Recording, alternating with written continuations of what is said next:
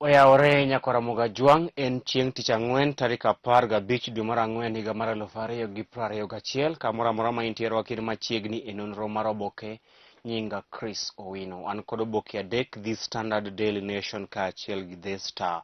Oboke mokwongo adhi chako kod oboke mar The Standard kendo thor mar wach e nyim oboke mar The Standard en ni teachers hit in new pay freeze. Teachers and civil servants hit in new pay freeze. En migao mar aguch omenda mapacho kae mar National Treasury ne otamre kwayo mar jopuonj kaachiel kod jotich mag piny owacho mar meto margi mar osara. Duol kata migao mar omenda mapacho kae the National Treasury ne otamre kwayo mar duol mar Salaries and Remuneration Commission SRC mar medo jopuonj kaachiel kod jotich mamoko mag piny owacho omenda e pok mar omenda mabiro kata odoko ni piny owacho ne okawo hola mar omenda maromo bilion 257 kowuok e duol mar International Monetary Fund. Mano e thor mar wach e nyim oboke mar The Standard. Migao mar oguch omenda mapacho kae mano the National Treasury otamre kwayo mar SRC mar medo jopuonj kaachiel kod jotich mamoko mag piny owacho osara e hik omwom mar higa 2021 higa 2022 kata odoko ni piny owacho ne okawo hola mar omenda maromo bilion 257 kowuok e duol mar International Monetary Fund. Koro jopuonj kaachiel kod jotich mag piny owacho ok dhi medo osara kaka ne gigombo e hik omwom manyien. Oboke mar adek loso ewi jangolo mar wende mag pako injili kata pako Ruoth Nyasaye mano gospel musician miluongo ni Dan Simui ma bende ong'ere kod nying mar Dantes 254. Inyalo nyiewo oboke ni mar The Standard mondo isom ngima mar jangolo mar wende injili mano Daniel Simiu ma bende ong'ere ka Dantes 254. Oboke mar ang'wen en mor kendo en sunga ne piny Kenya kaachiel kod lakteche mag Moi Teaching and Referral Hospital mayudore e boma ma Eldoret bang' kane gikonyo miyo moro mane gimoro okuot e face mare kata e wiye e chak jumani. Mama miluongo ni Beatrice Nanjala ne majahigni 68 ne gimoro okuot e wang'e, kata kamano lakteche mag Moi Teaching and Referral Hospital ne okonye kendo ne ogolo gima ne okuot e wang'e bang' ka od fwambo weche kata oboke mar The Star ne oketo ler mare ne jopiny kendo waduoko erokamano ne oboke mar The Star. Mano kana wacho that is what media is all about. Ok en mana entertainment kende to bende mar konyo oganda. Oboke mar abich, migao mar agulu mar omenda mapacho kae mano the National Treasury. Migao mar agulu mar omenda mapacho kae the National Treasury otamre kwayo mar SRC mano Salaries and Remuneration Commission mar medo jopuonj kaachiel kod jotich mamoko mag piny owacho omenda e hik omwom mar higa 2021 hik omwom mar higa 2022 2022 financial budget. Oboke mar auchiel nyaka oboke mar abiriyo loso ewi nengo mar mo kata fuel. Kata kamano odiochieng' manyoro piny owacho ne olando ni nengo fuel kata mo mar fuel ok dhi idho malo e dweni mabiro ataro kod geno mane jomoko ngono seche moko nengo mar fuel kata nengo mar mafuta ta dhi idho. Kata mano piny owacho ne owacho ni nengo mag fuel ok dhi idho e pacho kae. Oboke mar aboro, jotend jopuonje kata jopuonje madongo e skunde 7 e pacho kae ne omaki katemo konyo jopuonjre ma jo klas 12 mondo kwal penj mar KCSE madhi nyime e pacho kae. Jotend kata jopuonj maromo 7 to moko moloyo gin jopuonje madongo mag skunde maromo 7 e pacho kae ne omaki kod obila ka gitemo konyo jopuonjre ma jo klas 12 kwalo penj maduong' mar KCSE. Oboke mar 10 loso wi joyal buche manyien mag doho mar pinje Afrika ma ugwe mano East African Judges mane ochamo muma mar apisi odiochieng' manyoro. East African Judges mano joyal buche mag pinje mag Afrika ma ugwe ne ochamo muma mag apisi odiochieng' manyoro, kata doko ni pod nitiere ywaruok ni to apisi maduong' mar East Africa Community dhi bet kanye, doho no dhi bedo Arusha koso dhi bedo e piny Rwanda ama piny Kenya. Ito oboke mar 12 loso ewi Justice Martha Kamburu Koome manyoro chopo nyim duol mar Judicial Service Commission odiochieng' manyoro. Ito oboke mar 15, oboke mar 16, 17 gin pach jondiko kaachiel kod pach josomo nyaka goro mar cartoon, weche mogi counties beni oboke ni mar The Standard kaachiel kod weche tuke kama lose duoko mag UEFA Champions League ma adhimi e weche tuke e chenro magwa mabiro. Oboke mar 2 an kod oboke mar Daily Nation. Thor mar wach e nyim oboke mar Daily Nation en oxygen scandal. Mibadhi mar muya mar oxygen e ute thieth mag counties ma pacho kae. Inyalo paro jakom komiti mochung'ne weche mag thieth riwruok mar governors ma pacho kae manongire Peter Anyang' Nyong'o nyocha lando ni piny owacho mag counties ni koda nok mar muya mar oxygen, gino maketo ngima jotuo mag COVID-19 kama ng'aw mokalo. Mabiro kata doko ni piny owacho mag counties 47 ne olando ni gin kod oxygen plant e counties go. Kata kamano adier makende en ni nitiere nok mar muya mar oxygen e ute thieth mag piny owacho mag counties e pacho kae, gino makelo kata keto ngima jogo matuo kod tuo mar COVID-19 kama ng'aw mokalo. Ito oboke mar 3 loso ewi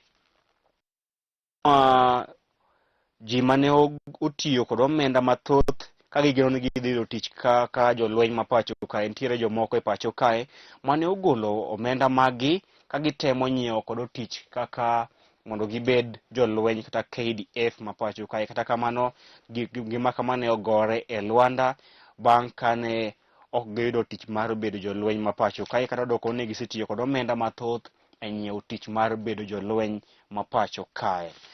Mano corruption at play.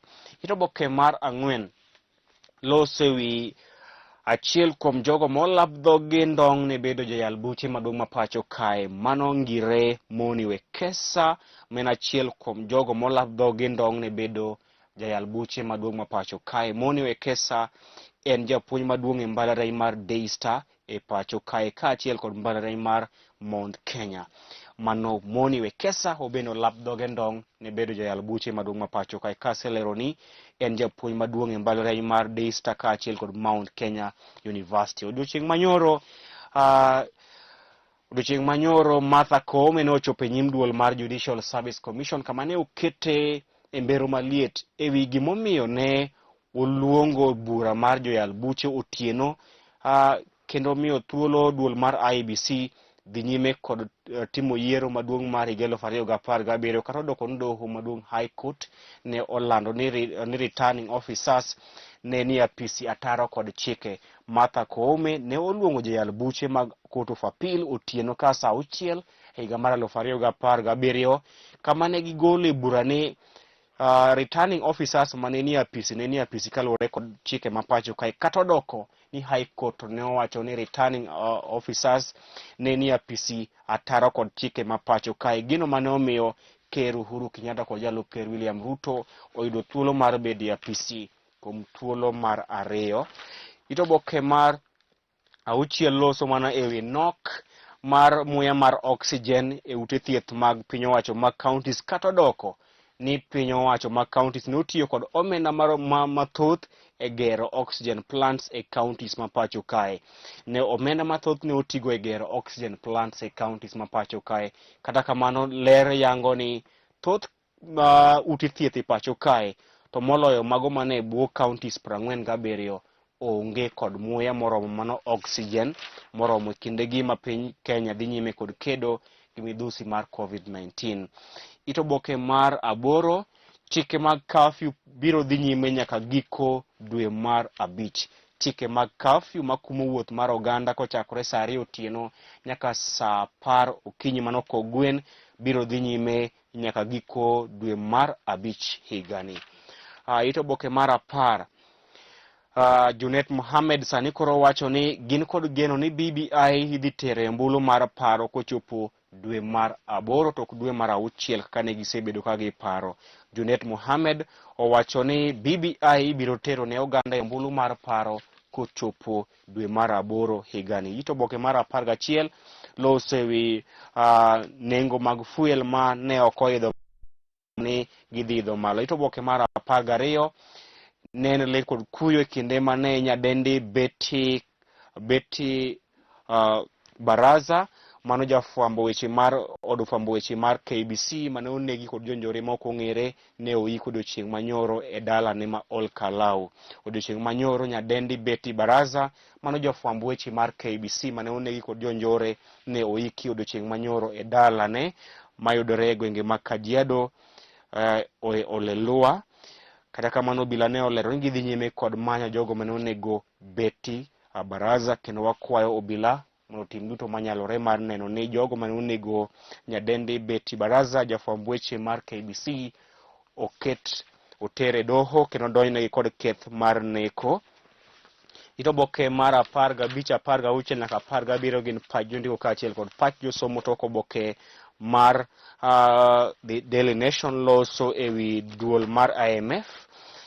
Oboke mogik an kod oboke mar The Star madhi lidho nedha kuom dakika achiel en ni Kalonzo on edge over Musalia Moi presidential ticket. Kalonzo on edge over Musalia Moi presidential ticket. Sani koro yangore ni jalup ker machon mapacho kae kendo jatend duond od bura mar Wiper Stephen Kalonzo Musyoka sani koro ni kama tek nikech riwruok mar siasa mane giloso manyien miluongo ni One Kenya Alliance osebet kendo oseyiere ni gidhi siro lwedo Musalia Mudavadi kaka jachung' mar laro kom ker kod otiko mar One Kenya Alliance ka jalupne dhi bedo Gideon Moi. Gino maweyo Kalonzo Musyoka oko manyiso ni Kalonzo mondo bede One Kenya Alliance ibiro mna miye lemo mar Prime Minister poni oganda puodho bill mar BBI. Mano wach masani kuro ochuo chieng' e riwruok mar siasa mar One Kenya Alliance. Ne gilose kagiparo ni weche ber, sani kuro weche tek mokalo e riwruok mar One Kenya Alliance bang' ka ler ne oyango nitiere paro mar miyo Musalia Mudavadi obed jachung' mar One Kenya Alliance mar laro kom ker e yiero maduong' mabiro ka jalupne dhi bedo Gideon Moi. Gino maweyo Kalonzo Musyoka oko e kwano mar One Kenya Alliance. Mano e thor mar wach e nyim oboke mar The Star. Musalia Mudavadi kaachiel kod Gideon Moi emineno ka jogo madhi ting'o bendera mar One Kenya Alliance e yiero maduong' mabiro. Gino maweyo Kalonzo Musyoka oko mar kwano mar One Kenya Alliance. Ito oboke mar 3 loso ewi nyadendi Betty Baraza mane oyiki odiochieng' manyoro. Nyadendi Betty Baraza en jafwambo weche mar KBC kendo ne onegi kod jonjore ma ok ong'ere nyaka sani. Ito oboke no bende loso ewi ywaruok e kind Kalonzo kod jotelo mamoko e riwruok mar One Kenya Alliance. Ito oboke mar 4 nyaka ito oboke mar 5 pod loso mana ewi nengo mag fuel mane ok oidho malo e pacho ka. Ito oboke mar 6 loso ewi Martha Koome mane ochopo e nyim duol mar Judicial Service Commission.